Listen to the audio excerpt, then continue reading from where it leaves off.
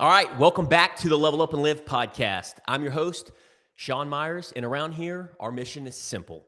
Empower business owners and emerging leaders to design a life they don't grow to hate without sacrificing health, relationships, or spirituality. We do that through clarity, accountability, support, guidance, and community. And today's guest, she embodies all of that and more. Rebecca Barker is a wife, mom, entrepreneur, nonprofit founder, and the heart behind Barker Management and the Cut and Shoot Bulldogs. She's showing us what it looks like to lead with heart, hustle, and purpose. Let's dive in. Rebecca Barker, welcome to the show. Hi, thanks for having me. Absolutely. Well, you know how we roll with the Level Up Live Mastermind group. Hit us with that 1-minute intro. Hi, guys. My name is Rebecca Barker. I am a wife and a mother of 4 children. I am the owner of Barker Management, and I'm the founder of a nonprofit youth sports league, the Cut and Shoot Bulldogs. We're local here in the Conroe, Montgomery County area. Now, Rebecca, you sound like you've practiced that a couple times. Yeah, thankfully from Level Up and Live. Putting in the reps. That's awesome. I remember my first when we started doing the elevator pitches and everything, and I learned about it. I was like, oh, well, what does that even look like? And so I was ChatGPTing it, I was AIing it, and I was all over the place. So it's amazing why putting in the reps, the practice, what that can, the outcome of that, it flows, it's in rhythm. Getting comfortable with it. Yeah, exactly. And that's what you just spoke is you hit the nail right on the head. So, but I always love doing this with business owners and entrepreneurs on the show. Before launching Barker Management, what were you doing before that? And at what moment or experience became the catalyst for stepping out on your own? So I actually went back and forth. While I was an employee for a really long time doing bookkeeping, taxes, things like that. And I started my business in 2015, but I was still working a full-time job. And so I held that full-time job up until 2019. 2019 is when I finally actually went out on my own as a full-time entrepreneur instead of holding that W-2 job. And it was actually because of Cody. Like, I called Cody one day and I was like, hey, like, I'm just going crazy. Like, I'm working this full-time job and I have my business, and I was terrified to let that 9 to 5 go. And Cody gave me a short sentence and he said, Rebecca, what would your company look like if you gave your company the same 40 hours a week that you give this job?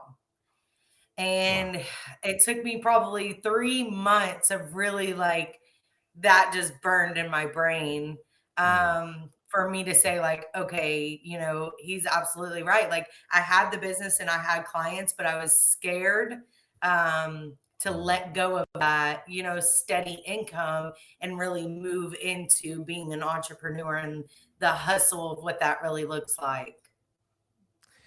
Man, I didn't know that about you. And that's a beautiful story, because what I'm hearing you say is that's what we all go through as human beings. Is there's self-doubt, there is fear, there of the unknown, Absolutely. of the uncertainty. And you took that leap of faith, and by having, shout out to Cody, that empowerment, that he challenged you and then also believed in you. And that to me is a key component to getting to where you want to go, and in who you're wanting to becoming, is having those people around you to help you, and challenge you and hold you accountable. And it sounds like that was the catalyst for stepping out on your own. And what would be that one thing? So a business owner or an entrepreneur, emerging leader that is wanting to step out of their comfort zone, what would be that one tip or piece of advice that you would give them? Because you've been through that, you've embodied that, you've experienced that in your own life. And I know you're continuing to do that as well in your journey right now. And you're just continuously 1% better than you were yesterday, leveling up. But any tips or advice in giving that person that may be fear of stepping into the unknown and having that faith to level up like you did? I would say confidence in yourself, really, really gaining that confidence for who you are and what you're doing, because it was a lot easier to work for someone else than go out and sell yourself. And I don't know why that is, but that's something that I've learned is people are more susceptible to go out and sell someone else's business than their own. And so that's something that I really had to learn Yeah. and practice. So I would say, like, if you're in that transition of really like thinking about going on your own, Yeah. what I did personally was I built the foundation of the business first, Yeah. um, and then made that leap. And got myself to a point where I knew that I was ready to sell myself, you Yeah. know, whereas before I could go out and sell your business all day long. I could go out and sell someone else's business and I was Yeah. confident in all the things. But Yeah. when it came to selling myself, I was less confident. I Mm. was, more resistant, Yeah. um, rather than, and that's what it took for me was that switch of believing in myself, Mm. knowing that I knew what I was doing. And I actually had spoke to Michael one time and I said, I'm probably less confident than I should be, Yeah. but I'm Yep. growing all of those things. And that's Level Up and Live has helped me with a lot of that, going out and just being more confident around other business owners. When you look back at your early days, what's that one personal belief or lesson for you that really shaped your direction in the last 5 to 10 years? I would say just, I guess the biggest lesson for me was um, consistency. Okay. You know, when Mm. you're inconsistent with things, it's a lot harder, right? Yeah. Because you're in it for a little while and then you draw back, and then Yep. you're in it for a little while and then you draw back. So I feel Mm. like my biggest lesson is consistency. Like, make Yeah. sure that you are consistent and accountable in everything that you do, Mm. because when you lose that consistency, you're taking steps backwards. So that's, I would say, one of my biggest lessons for sure. I think that's why I like you so much, Rebecca, is because you continue to show up, you continue to show out, and consistency, resilience. Without it, I don't see how people make it. Resilience and consistency of showing up for church, showing up for our spouse, showing up for our kids, showing up for our business, our customers. That's what it takes. And the Yes. ones that do it when you don't feel like it, that's what stacks that discipline and that resilience. And I see you Right. embody that. And I love that. I was telling Kendra the other day behind the scenes, I was like, man, of our members and guests, and we're really growing at Level Up and Live. And everybody, like you said, is just really pouring into each other and the value and helping each other and assisting each other. And I'm like, I always look at one thing. I don't listen to necessarily what people say, but I watch their actions. And you have Right. always been one that's leaned in, with the guidelines and pouring into others and stepped up to the plate with table leaders and just shown up and then communicated. You've embodied all these things that we're all about. And it's just such a beautiful, we need more leaders like you in this world. So I just really appreciate you and grateful for you, Rebecca. Yeah, and I'm growing every day. Yeah. I still find myself in, I just told you, saying like I'm less confident, Yeah.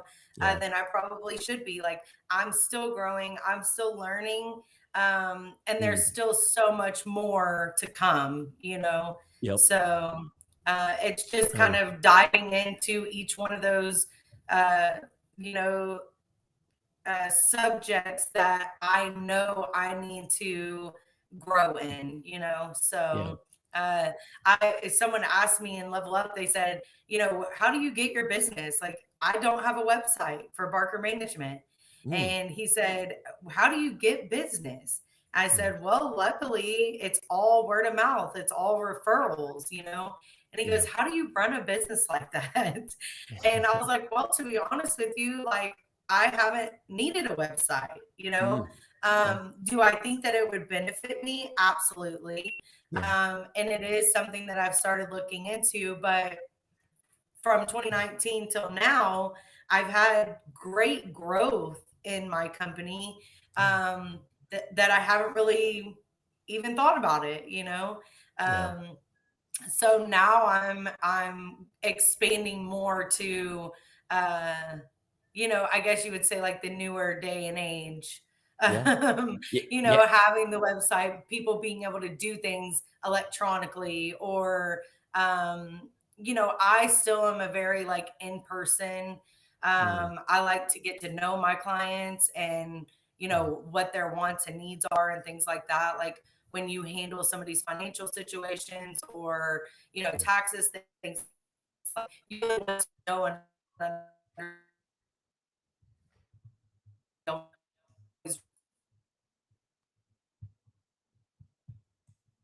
on. Um, but I do understand the importance of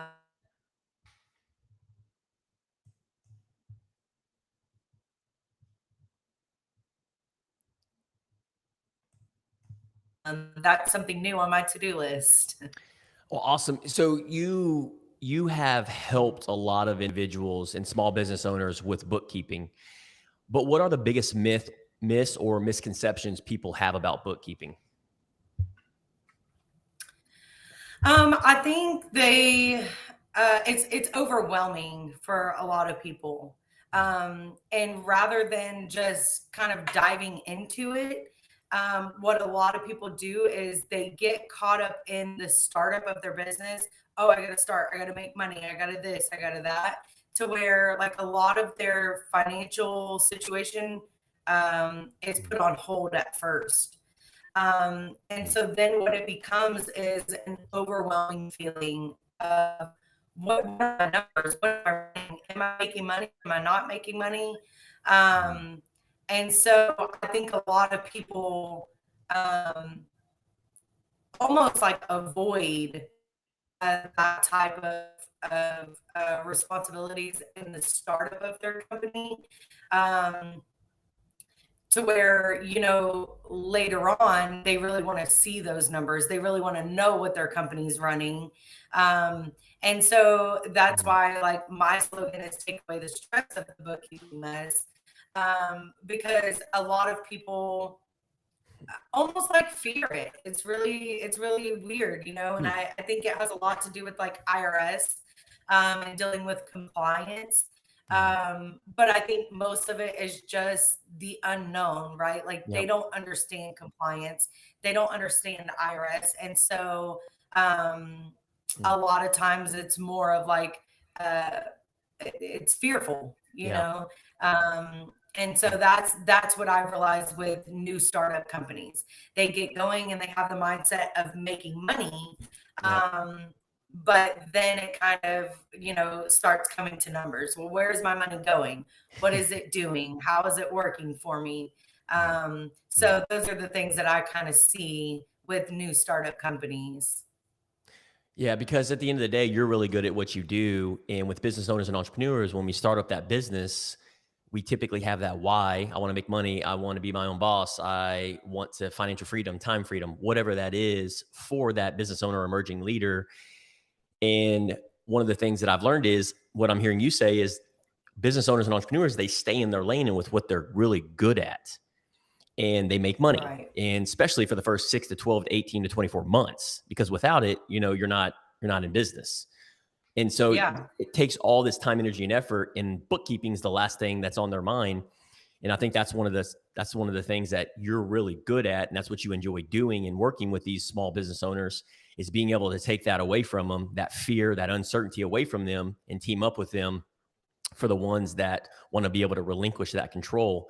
Because without that management of that cash flow, we both know it's only a matter of time. If you're in the negatives or you're breaking even for X amount of time, that's just not sustainable. So making sure those books are managed, it goes a long ways.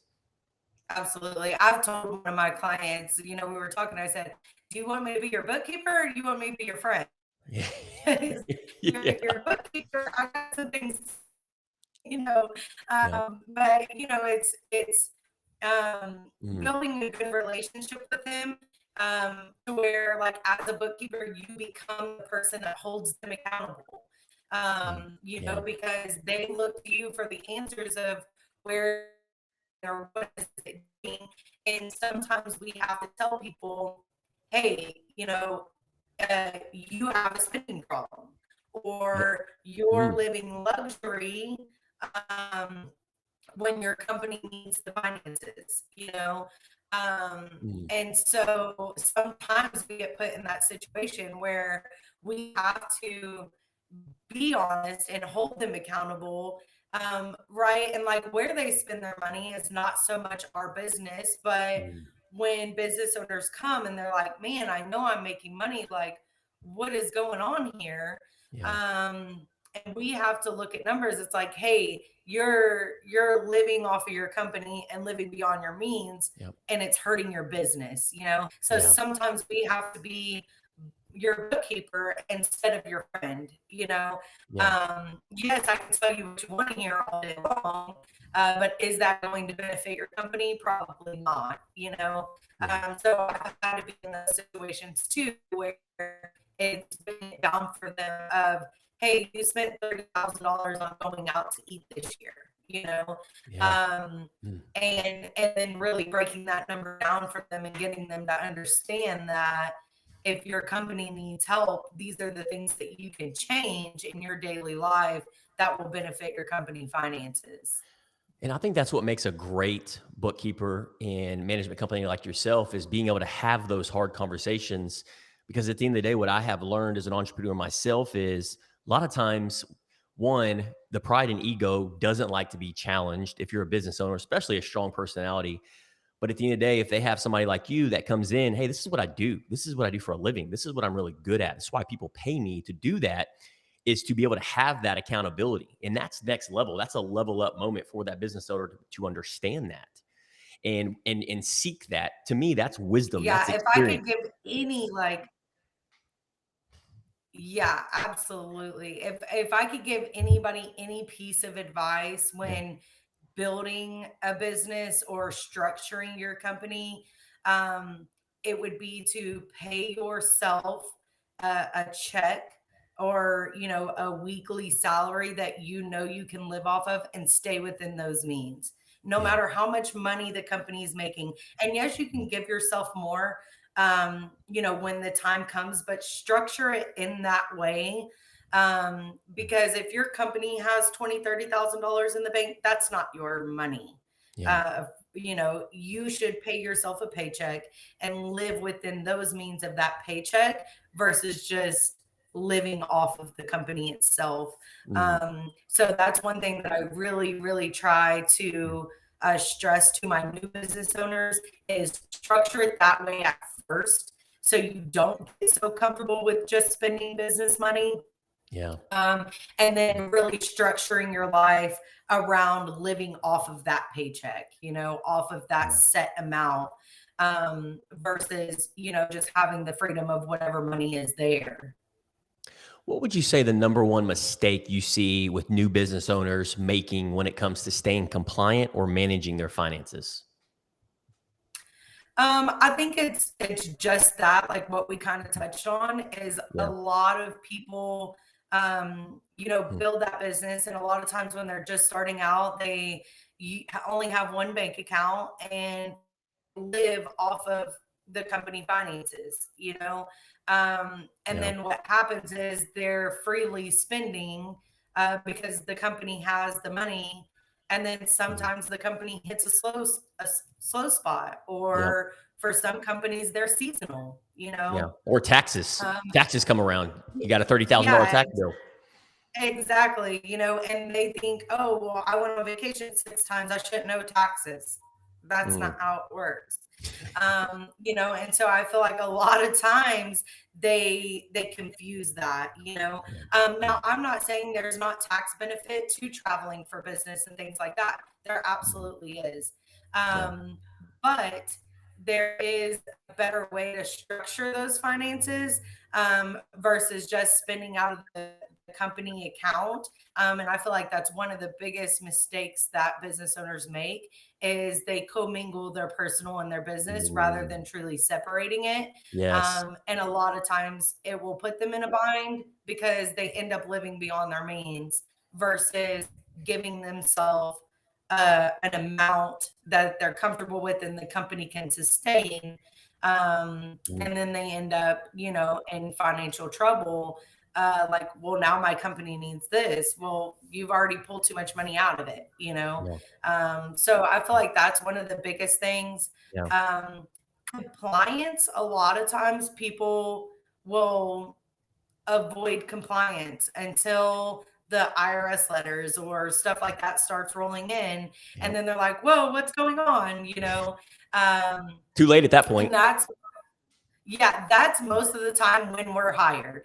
Yeah. Right. Yeah. Yep. Like a lot of people don't hire us when they start the business, which is something that I have realized in business, and a reason that I've rolled out my 3 new packages for startup companies, because I really want companies to start with a bookkeeper and start with the structure of the business first, and then go into the selling and the making money and all of that. So that way you're always compliant, and so that's something that within my company I've started offering. I've always offered it, but really like putting together the packages of what business owners can choose from that fits their budget, while helping them from the very beginning of the business versus once they're already in trouble. Yeah, I love that. And I know that's something you've been working on the last few weeks, and it's been your accountability with the Level Up and Live group. And I think I saw something recently that you rolled that out. So I'm curious on being able to dive that in. Maybe we can even share that in the show notes as well, and those packages for people that are interested in seeing those. Somebody listening to this, emergency leader or business owner that's stressed out and they're overwhelmed and they're experiencing what you're seeing. I need to get my books in order. I'm using QuickBooks, but I haven't logged in for 3 months, and I don't have QuickBooks. I'm using an Excel sheet, and I've got all these transactions, all this revenue coming in. How would you help them feel confident or in control if that person that's listening to the podcast right now? Sorry, it kind of cut out. I didn't hear you. Okay. Yeah, I was just saying, somebody that's stressed out, business owner, emerging leader right now that's listening to this, that's going through everything that you're saying. They haven't logged into QuickBooks for 3 months. They haven't managed any of their cash flow. They're just out there selling, marketing, wearing all the different hats. How would you help them feel confident or in control to get back in compliance or managing their finances? So you have to start, right? Like start somewhere. Talk to somebody, hire somebody. If you can't, maybe just consult with somebody, and take the step of starting, because your finances are the most important, right? Like that's what we ultimately do it for, is either financial freedom or, just to be able to live comfortably. And so that's a very big, responsibility within a company, is to make sure that your finances are in order, that you really know, is your company making money? Is it sustainable on its own? So I would say, get started, dive into it. Even if it's only 20 minutes or an hour, 1 hour a day, take the time to just start digging. What do I need to do? Who can I talk to? A lot of people, even like me, like we'll consult you for free. Okay. We'll sit down with you and give advice on where you could start, even on your own, if you can't afford to hire us. But just give you guidance, and then maybe 1 hour a day, dedicating that time to it. Time blocking is something that I've learned from Level Up and Live, and I'm still working on it. I'm a work in progress. But over the last like 3 to 4 weeks, I've really honed in on that. And I love the Level Up and Live Facebook post today about, just getting started, things like that. Like if it's 10 minutes, if it's 20 minutes, just put in a little bit of time every single day towards it, which goes back to the beginning of the podcast, that consistency, understanding what it takes for your business to be successful and consistently working at that. And you definitely embody that. Would you say there's one or two systems that every small business owner should be implementing now to prevent that costly mistake later and for allowing it to add up? And what I mean by system or processes, because you know this, you've been on the webinar, the membership expert series and the mastermind group.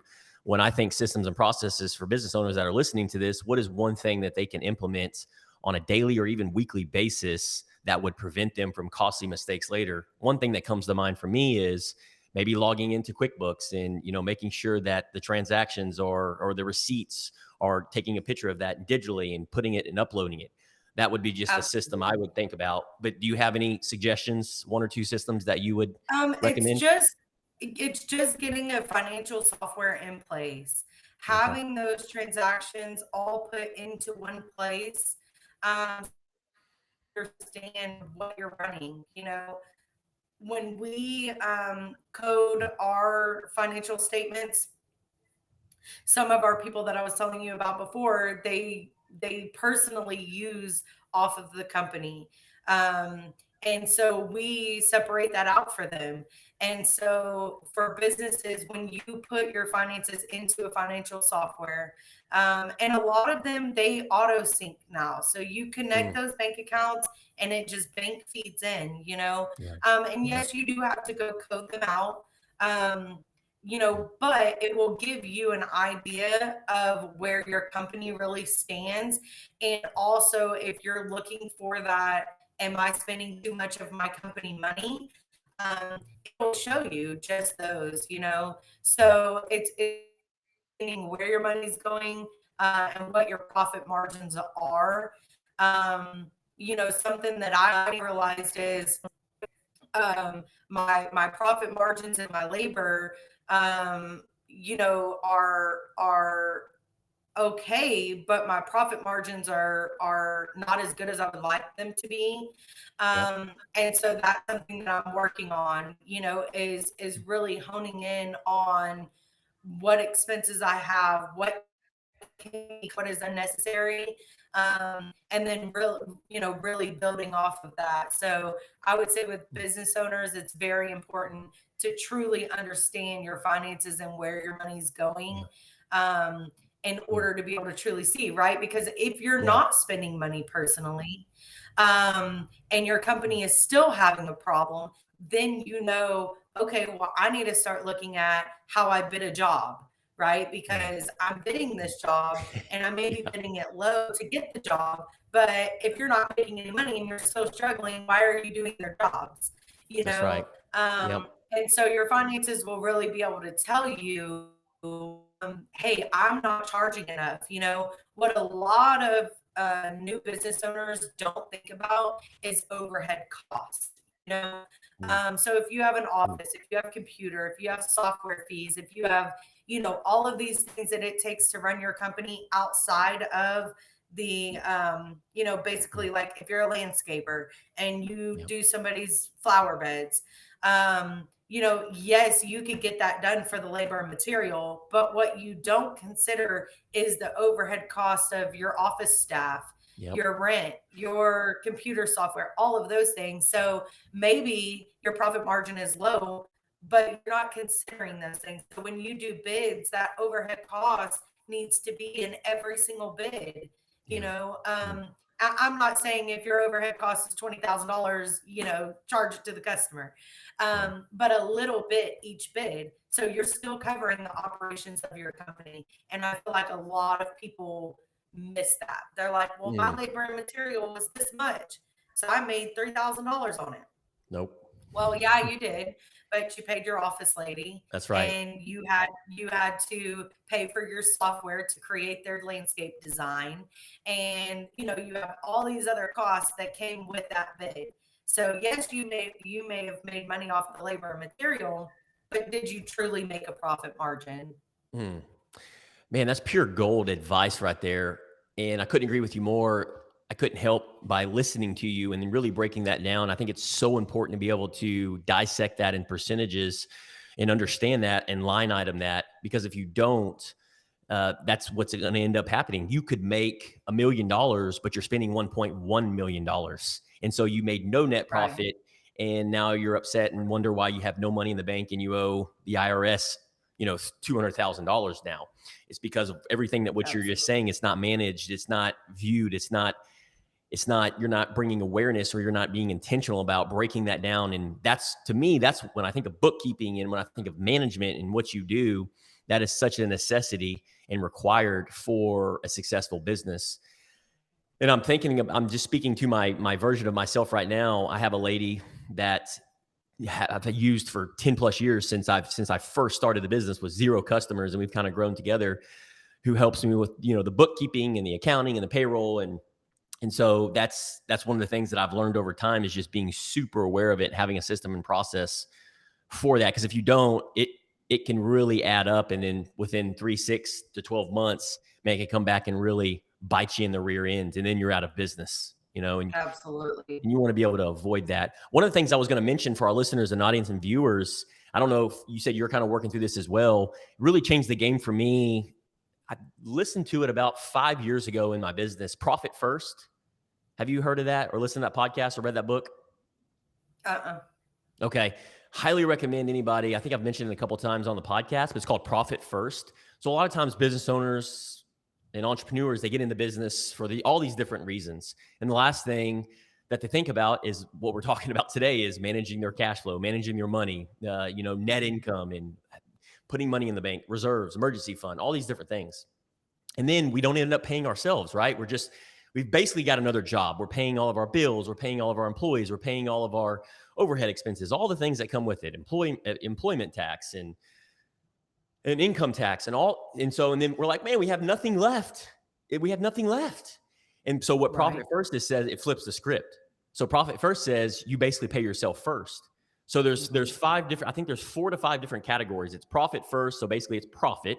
And so if you made $1,000, you put percentage of that for profit. So let's say you're starting business, and let's say you're at 10, just for the sake of money, 2%. So 2% of $100, you're putting $2, in that bank account for your profit. Hey, congratulations, you made a $2 profit. Right. And then you do your overhead expense, and then you do your expenses. Then you do your owner's pay, which is what you've talked about earlier, your salary. So you have these different percentages, and I encourage anybody listening to this to listen to the podcast. It's Profit First, and there's even a book on it. It's Mike, and I can't ever pronounce his last name, but man, it really changed the game for me, and it really broke down those percentages for me as an entrepreneur to really be able to, not invest 100% of my funds back into the business. And sure, everybody's goals are different listening to this, but the whole point of what we're talking about in Barker Management, bookkeeping, and managing your funds, what is the goal of those funds?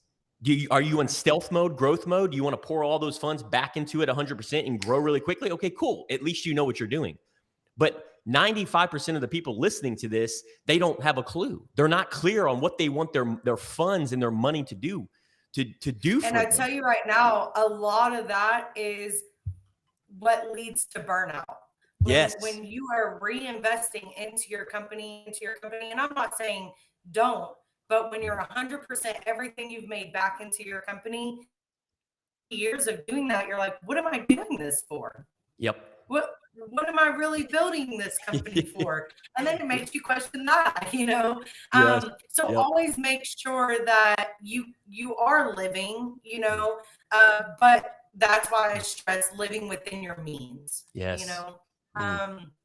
Because that's a very important part, while also understanding that if you continue and just reinvest every single thing into your business, you're spending hours upon hours building and growing and structuring this company, but you're not making anything off of it, it's going to end in a burnout, and so that's why I stress for them to really pay themselves a weekly salary, a biweekly or monthly something, and really separate those two. and still have the benefit of, why are you in business? Well, it pays me. I make money off of it. To where when you're reinvesting and you're like, all my money is gone, I'm just putting it back into this company, it does lead to the burnout. Yeah. And that's what we want to avoid in entrepreneurs. Yes. Agreed. Hit the nail right on the head. I want to shift gears a little bit. Community impact. I want to make sure we cover Cut and Shoot Bulldogs. And my question for you, and on this topic and transitioning into this, is Cut and Shoot Bulldogs is more than just football and cheer. What's the deeper mission behind that? You mind sharing the why? So it's kind of a, I don't know, it's weird, Sean, I'm still learning that, but Yeah. so basically, like, my husband is very sports oriented, and my childhood growing up, I always wanted to influence children. Mm. And I thought for the longest time that I was going to be a teacher, you know, Oh, wow. um, Okay. and that's not, like, as a very young kid. And Mm. that's not really where life took me, you know. And so when we started, I realized that not only were we impacting our community, but we found our purpose, Mm. mine and my husband's. It gave us the sports side, which is something that he loves and enjoys. And it gave me the interaction with our youth and really being able to pour into them. And so we found something that fulfilled us in ways that no money or anything else could fulfill. Wow. Um, and while we're doing it, we realize the crazy positive impact that we have been able to bring to the community. And so, that is what um, we have built the foundations of the Cut and Shoot Bulldogs on. Wow. And that right there is a mission in itself, and you just execute it. So I would say it's pretty much formulating your mission. Absolutely. And I didn't, at the time of starting it, I had no idea. Some neighbors had posted on our group page and was like, hey, we're starting a football league out here in Cut and Shoot. And so we actually brought our son to sign him up. We had no idea. At the time, they were called the Conroe Longhorns. And so we did that, and we brought him, and it was horrible. There was no doubt about it. It was unorganized. It was not for the children, which is what we wanted it to be at the time for our son. And, so we started building, and we had all these kids coming, and they were like, we want to play. We want to, do all this stuff. And so me and my husband became, again, that consistency. We showed up. We trained them. We started pouring into them, and then after the first year, we realized, wow, this actually fuels a bigger passion for the both of us than we actually even intended for it to. And then realized the bigger picture of what we were doing within the community. Wow. Well, and that's true entrepreneurship. You're here to solve a problem. You saw something that you were completely against, which is some of these kids that can't afford to come out here and do the things that they want to do. So you put this nonprofit together, and you and your husband and y'all have built this, and now it's fulfilling you and living a purpose-driven life. And it's aligned with what it is that you're doing and giving back to the community. How would you say serving your community and what you've done the last couple of years shaped you as a leader and who you're becoming in this journey? I would say it's definitely so our slogan for the Bulldogs is show up. And that goes back to consistency. Because you have to show up for them kids. You have to train them kids. On your worst days, your sick days, your not good days, your mom in the hospital days, it doesn't matter, right? Like, those kids are expecting you to be there. And so that's something that has really pushed me. Also seeing the impact that we have on our youth, that has transformed me into a better leader, a better mother, I would say, more intentional with listening and speaking. Because Yes. you don't, a lot of children, they actually listen more when it's not coming from their parent. Mm, And I know it's so crazy, but it's just the reality of it. And so it really makes you understand that the things that you say, um, mm, they have a huge impact. yeah. And so it's really being like that positive leader for them, versus, a lot of people are just out there, kick the ball or, punt the ball or whatever Yep. the case is, versus really being able to lead and guide. And so I feel like wholeheartedly, it's made me a better leader for sure. Rebecca Barker, I know this is probably the longest that me and you have gotten to really build, talk and speak and have a conversation and ask each other. Well, me ask you questions, but man, you're just a really awesome human being. Has anybody ever told you that? Well, thank you. You're welcome. You're welcome. And I mean that. And I genuinely and authentically mean that. And I think, you've always leaned in and you embody everything that you're saying. So, and God has put me on this earth, being a child of God. One of the gifts that he has given me and Kendra is we see the realness in people. And you can tell when people show up and when they speak and when are they living an authentic life? Or are they masking something? So with you, you're leaning in. And like you said, you're an imperfect action taker. We get that. I get that. I'm an imperfect action taker too.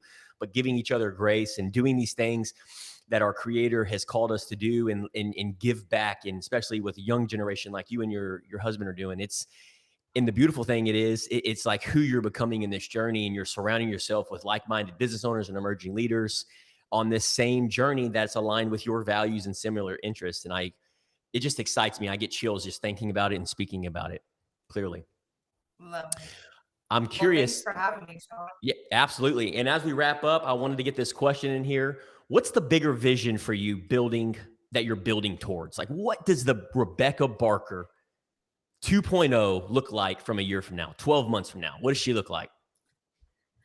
I would say I'm really focused on being more of that leader.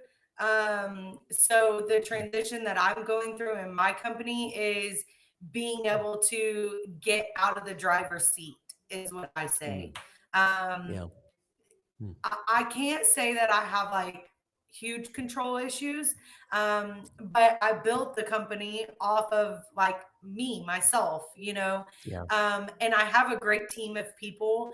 And so I would say the 2.0 version of me is really being able to step out of the driver's seat, and be a leader.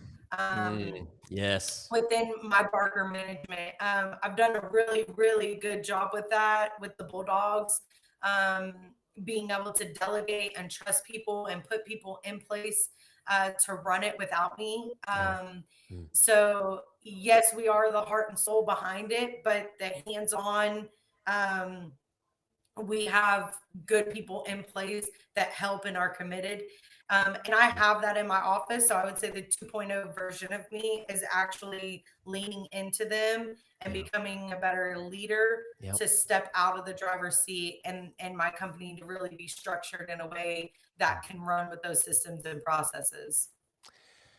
Beautifully said, Rebecca Barker. Well, it's not if, but when that happens. You're going to be listening to this 12 months from now and go, "Oh man, that was a beautiful milestone. I've already crushed that and executed that. I have removed myself from the Absolutely. driver's seat." Well, Rebecca, Yep. That I just want to say thank you. Your leadership, both in business and in your community, is the kind of leader that we need in this world, and we need more of. So whether it's helping small business owners find that financial clarity or creating a safe and inspiring space for kids to grow, you're walking out your calling. So thank you for being on the show today, and thank you for saying yes. Thanks for having me. I appreciate it. Absolutely. With that being said, how can our community at Level Up and Live, how can we support you? How can we pour back into you? You have been nothing but valuable today and been vulnerable. And I know that our audience, viewers, and listeners are going to get nothing but value. So how can we support you? I would say really just follow the Bulldog community, and possibly, I mean, if it goes into like building my company, I said earlier, we are offering 3 new packages. So you could support in that way. I really don't ask for as much support for my business as I do my nonprofit. We run strictly off of donations and stuff like that. So the more support for our youth that we can get, that's where we want to be, So any help or anything like that. My ultimate goal and stuff that I haven't shared with very many people, is my ultimate goal of the Bulldogs is to eventually have a sports complex in Cut and Shoot, Texas. Oh, nice. And so anything and everything that can help us grow. I know it's not going to happen overnight. But I will tell you this short, quick story. When I moved into my neighborhood, there was a kid, he was about 12 years old, and he would walk the neighborhood every night about 9, 10 o'clock.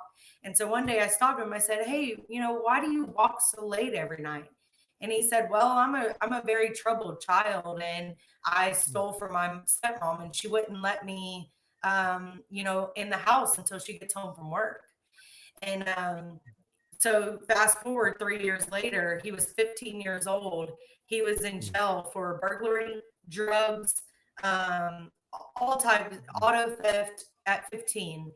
And I told my husband, I said, if I could have just took that kid, and I'm not saying I could have changed his life, but if I could have gave him a different outlet in life. And so that's been our mission. Like, we want somewhere that these kids can go and play sports or just pour their time and energy into something positive versus finding those drugs and walking the streets at night with nothing else to do but rob houses. And so that's our mission and goal. And that kid, Eric, I pray for him every single day. And I just want other kids to be able to have that safe haven to go to. And it's not something that you have to open the doors or none of that. No, you go to the football field and there's, you hit baseball, whatever the case is. Having something in our area for the kids that can't afford it, the ones that, are walking the streets at night. So, that's something that really, really touched our heart and kind of guided us to what our bigger plan is. Well, you guys are embodying that, you and your husband doing this together, bigger than yourselves. And even at church, they teach us that. It's like, you need to have a mission for you and your husband, and you to the Barker family embody that. You've gotten out of yourself and you're striving towards that mission. And I resonate with that. And I know my wife as well, Kendra, it's something bigger than ourselves, and you guys are giving back to your community. And it's not if, but when. Maybe it doesn't happen overnight. Maybe it's not in 6 months. Maybe it's not in 12. Maybe it's not in 2 years, 3 years. Doesn't matter. You keep applying these same principles and fundamentals. And for this bigger cause, this bigger purpose, this bigger calling, it's not if, but when. The right people, the right, are going to come into your life, and who you're going to become in this journey as well. So, beautiful story. Thanks for sharing that, Rebecca. And I'm excited to be on this journey with you. So outside of that, okay, folks, go follow Rebecca Barker. Show her some love and support what she's building. And if this conversation moved you, you already know your next step is to join the Level Up and Live community. Lean in. We've got a 4-week, 1-month free trial open right now. Links in the show notes for easy access. And we'll see you on the inside.